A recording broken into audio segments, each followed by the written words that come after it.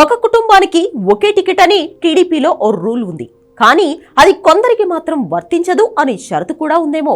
ఎందుకంటే చంద్రబాబు ఫ్యామిలీలో బాబుతో పాటు కొడుకు లోకేష్, వియంకుడు బాలకృష్ణకు టికెట్లు ఇచ్చారు. బాలయ్య అల్లుడు శ్రీభరత్ కూడా ట్రై చేశాడు, కానీ ఎందుకో రాలేదు. ఇప్పుడు మాజీ మంత్రి యనమల రామకృష్ణుడు కుటుంబంలో నలుగురికి టికెట్లు వచ్చాయి. టీడీపీలో కాస్త పలుకుబడి, బాగా డబ్బులు ఉంటే కుటుంబంలో ఎంత మందికైనా టికెట్లు ఇస్తారా?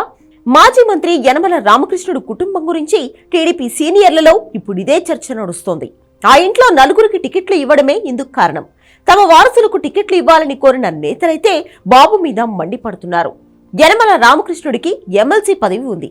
ఆయన బియ్యంకుడైన పుట్టా సుధాకర్ యాదవ్ కు వైఎస్ఆర్ జిల్లా మైదుకూరు అసెంబ్లీ సీటు ఇచ్చింది టీడీపీ.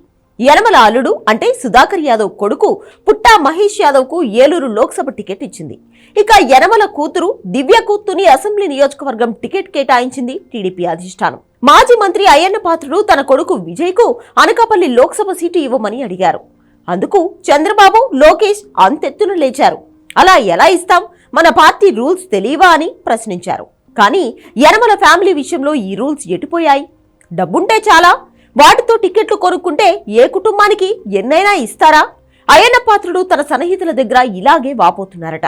ఆయనే కాదు, టీడీపీ టికెట్లు దక్కని వాళ్లంతా చంద్రబాబును తిట్టుకుంటున్నారు. నిన్నగాక మొన్న పార్టీలో చేరిన వేమిరెడ్డి ప్రభాకర్ రెడ్డి ఇంట్లో కూడా 2 టికెట్లు ఇవ్వడమేంటని అడుగుతున్నారు. 1 ఫ్యామిలీ 1 టికెట్ రూల్ ని టీడీపీ పక్కన పెట్టేసిందా అని తెలుగు తమ్ముళ్లు ఫైర్ అవుతున్నారు.